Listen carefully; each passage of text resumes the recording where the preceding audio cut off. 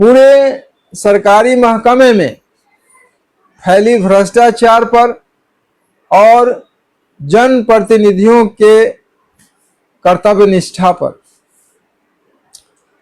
आप अक्सर देखते हैं, आपके कुछ लोग आपको आगे कहते हैं कि अमुक अधिकारी पैसा लेके काम किया है, हमने सर्वे भी किया और प्रधानमंत्री आवास योजना में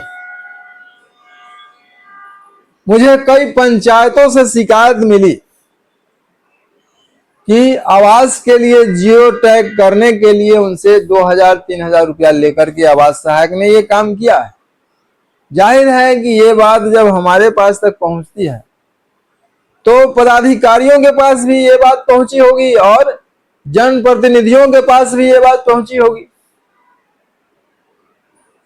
5-5 लेयर में जनप्रतिनिधि को थोपा गया है और उनके पीछे सरकार पैसा खर्च भी करती है।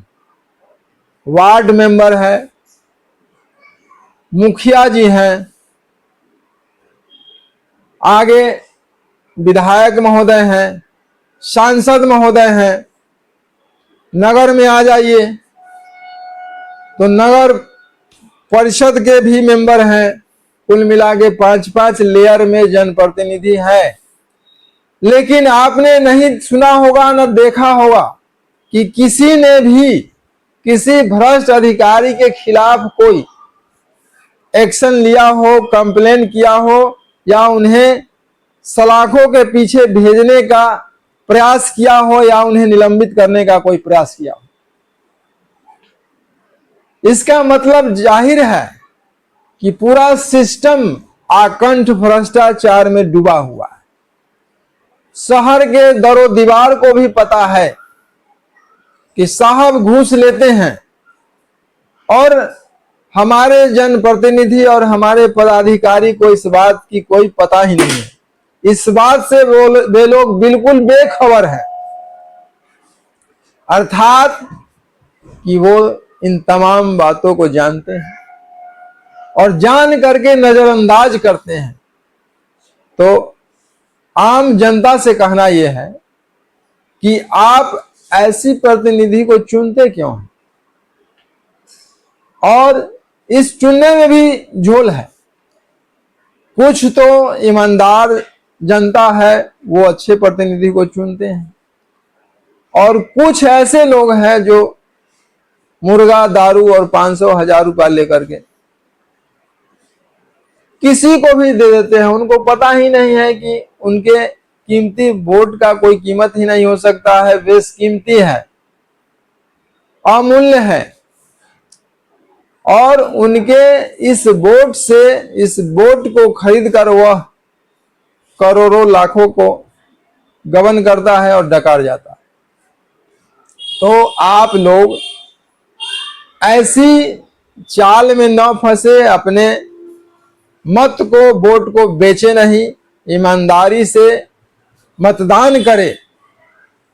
ईमानदारी से किया हुआ मतदान आपको एक न एक दिन लाभ पहुंचाएगा और अच्छे प्रतिनिधि जब चयनित होकर के आएगा और सिस्टम को साफ करेगा तो उसका सीधा लाभ आपको मिलेगा, चाहे वह शिक्षा का क्षेत्र हो, चाहे हेल्थ सेक्टर हो, चाहे अन्य विकास की योजनाएं क्यों न हो।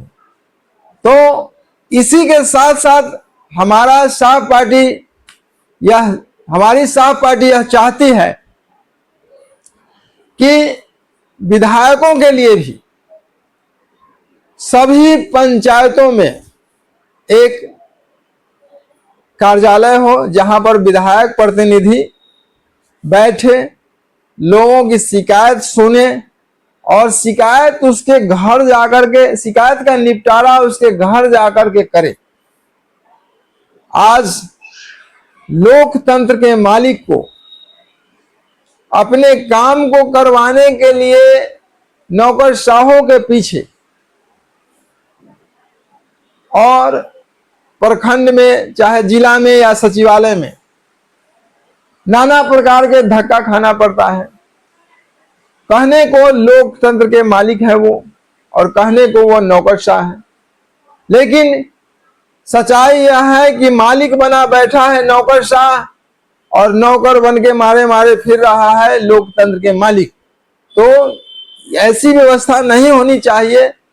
अभी आपके किसी एक पंचायत में आप जाएंगे तो पंचायत के मुखिया के लिए पंचायत में कार्यालय होता है और जिस विधानसभा क्षेत्र में दर्जनों पंचायत होता है उस विधायक के बैठने के लिए कहीं कोई कार्यालय नहीं है।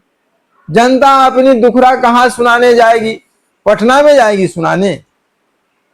अतः साफ पार्टी ऐसी व्यवस्था लाएगी, पूरे विधानसभा क्षेत्र के सभी पंचायतों में विधायकों के लिए एक जनप्रतिनिधि कार्यालय होगा, जहां पर सभी जनता की शिकायतों का निपटारा विधायक के प्रतिनिधि करवाएंगे